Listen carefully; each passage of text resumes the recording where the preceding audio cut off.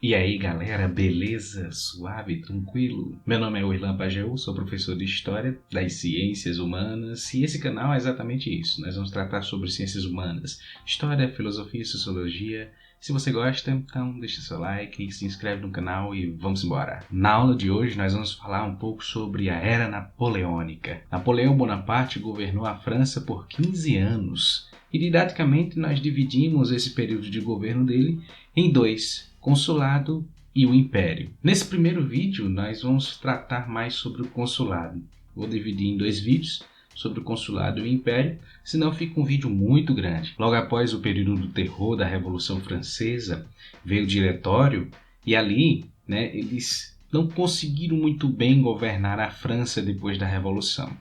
Veio então o Napoleão Bonaparte, um general que estava cada vez mais conseguindo apoio e popularidade, e fez um golpe de estado chamado Golpe do 18 Brumário. A partir dali, ele começa a governar a França. Então uma constituição foi aprovada às pressas e instaurou então o período do consulado. O consulado ele era exercido por três líderes, por três cônsules. O cônsul ele era o mais alto cargo da República Romana, termo esse que os três representantes da República Francesa usaram para então governar a França, por isso que se chama de consulado. Mas o poder de fato estava nas mãos do primeiro cônsul, que era o Napoleão Bonaparte. Essa nova Constituição manteve o regime republicano que veio da Revolução Francesa, mas em compensação deu um enorme poder nas mãos de Napoleão. Ele poderia propor leis na qual ele poderia declarar guerra ou então ter um tratado de paz. Ou seja, ele tinha um poder muito grande nesse consulado. Tendo esse poder todo, Napoleão logo tratou de mandar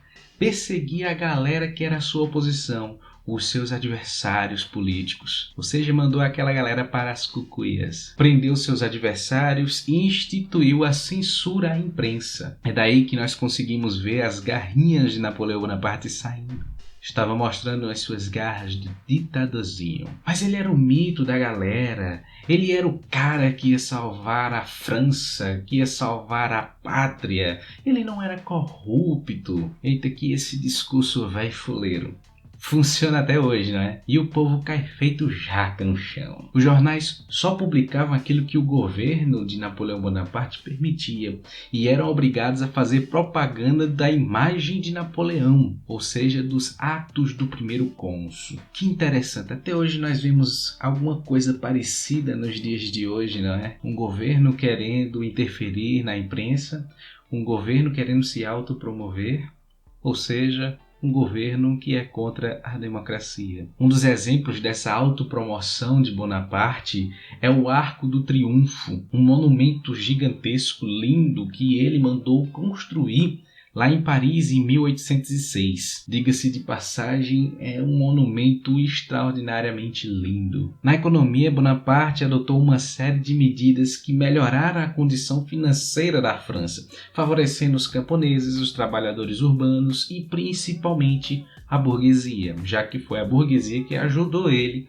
a chegar ao poder. Ele legalizou as distribuições de terras que aconteceu na Revolução Francesa para os camponeses, criou um plano para drenar os pântanos, construir estradas e pontes, facilitando o transporte e diminuindo também os preços dos alimentos que eram vendidos nas cidades. Essas políticas favoreceram o crescimento do comércio. Criou o Banco da França, por meio do qual ele controlava a emissão de papel moeda e emprestava dinheiro a indústrias e ao próprio comércio, controlando assim a inflação e incentivando a industrialização do país. Isso tudo fortaleceu o capitalismo francês, a industrialização da França, e as indústrias estavam ali a todo vapor se desenvolvendo justamente por causa desse incentivo de Napoleão Bonaparte. A educação nesse período também foi melhorada.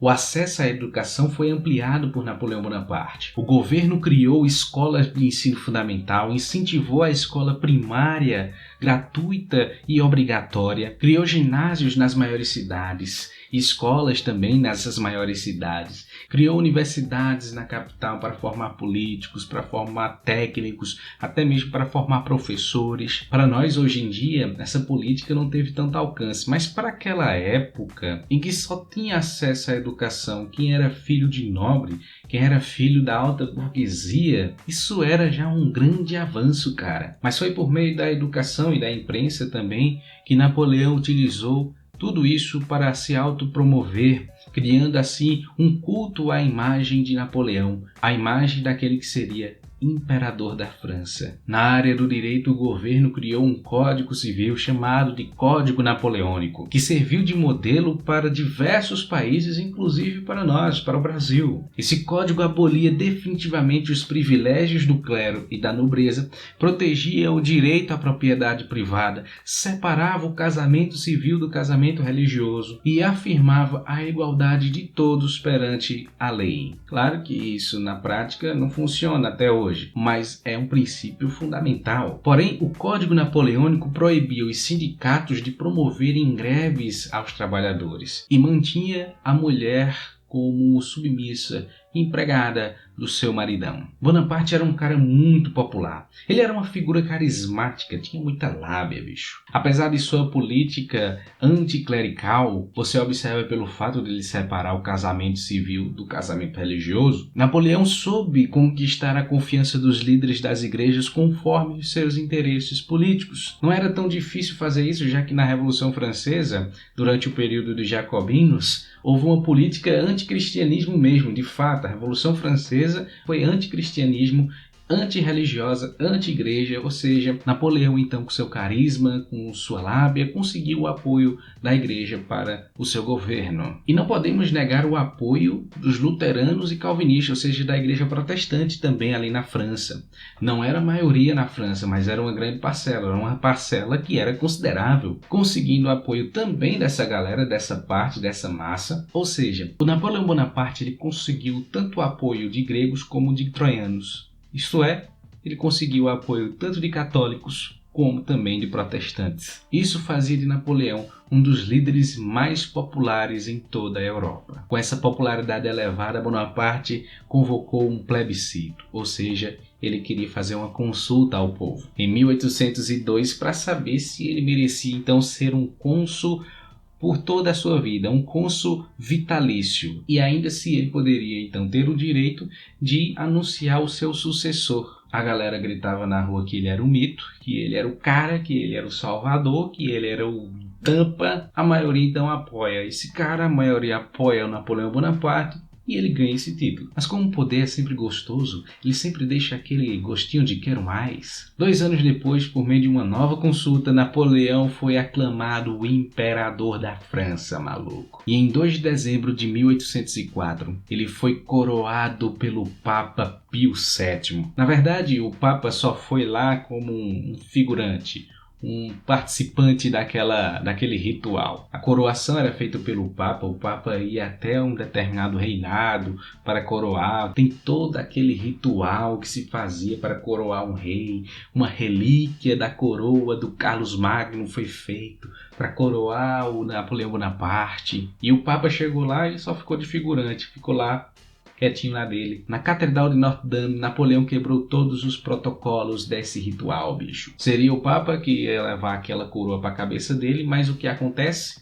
Napoleão Bonaparte vai lá e se coroa. Ele pega a coroa e se autoproclama imperador da França. E o Papa fica lá, de bracinhos cruzados, apenas com suas mãos nos joelhos, observando toda aquela cena, meio que, pô, eu fiz uma viagem tão longa, bicho, eu saí de Roma, uma viagem cansativa do caramba para eu ficar assistindo esse cara se coroando, bicho. Enfim, né? Napoleão ele se achava o tampa, o mito. Depois que ele se autocoroou, ele foi lá e coroou a sua mulher, né? A rainha, vamos dizer assim. E tem um quadro belíssimo que mostra ele coroando a sua esposa, que é um quadro fantástico, cara. A partir daí, deixa de existir o consulado e entra aí o Império de Napoleão Bonaparte. Mas isso eu vou deixar para outro vídeo, para não ficar muito extenso o nosso conteúdo. E valeu, pessoal, até a próxima, fiquem ligados, assiste o próximo vídeo sobre o Império de Napoleão Bonaparte. Beleza, pessoal? Espero que eu tenha ajudado vocês aí para entender um pouco dessa história. Então, deixa o seu like, compartilha o vídeo, se inscreve no canal. Valeu, falou pessoal, fique com Deus. Fui!